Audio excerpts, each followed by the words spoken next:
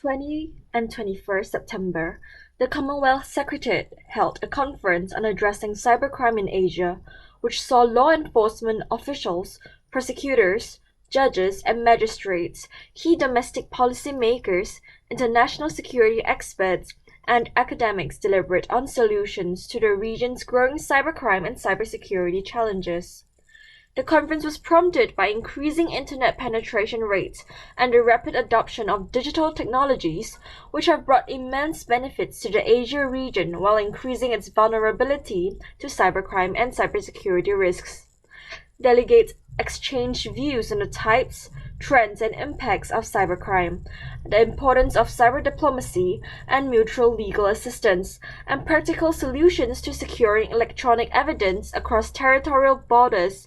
The risks posed by cybercrime and cybersecurity threats are highlighted, including the impact on intellectual property rights regimes, the impact on critical national infrastructure, and the significant disruptions to businesses and key services sectors. The COVID-19 pandemic has amplified these challenges.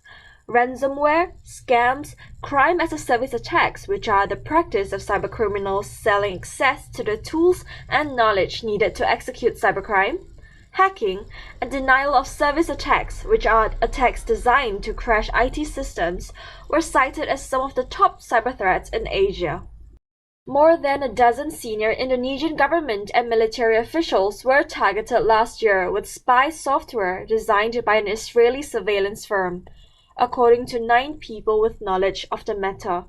The targets included Chief Economic Minister Erlangga Hartarto, senior military personnel, 2 regional diplomats, and advisors in Indonesia's defense and foreign affairs ministries, according to the people. Apple and security researchers have said the recipients of the warnings were targeted using forced entry, an advanced piece of software that has been used by Israeli cyber surveillance vendor NSO Group to help foreign spy agencies remotely and invincibly take control of iPhones. Another Israeli cyber firm, Quadream, has developed a nearly identical hacking tool. Reuters has reported the use of forced entry, which exploits a flaw in iPhones through a new hacking technique that requires no user interactions, was made public by cybersecurity watchdog Citizen Lab in September 2021. Google security researchers described it as the most technically sophisticated hacking attack they have ever seen, in a company blog post published in December. Microsoft has confirmed 2 unpatched Exchange Server zero-day vulnerabilities are being exploited by cybercriminals in real-world attacks. Vietnamese cybersecurity company GTSC, which first discovered the flaws as part of its response to a customer's cybersecurity incident in August 2022, said the 2 zero-days have been used in attacks on their customers' environments dating back to early August 2022. Microsoft noted that an attacker would need authenticated access to the vulnerable Exchange server, such as stolen credentials, to successfully exploit either of the 2 vulnerabilities, which impact on-premise Microsoft Exchange Server 2013, 2016, and 2019.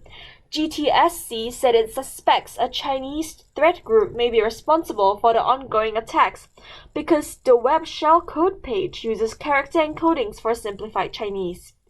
The attackers have also deployed the China Chopper web shell in attacks for persistent remote access, which is a backdoor commonly used by China's state-sponsored hacking groups. Microsoft declined to say when patches would become available, but noted in its blog post that the upcoming fix is on an accelerated timeline.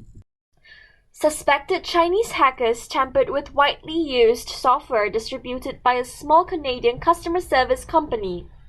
Another example of a supply chain compromise made infamous by the hack on US networking company SolarWinds.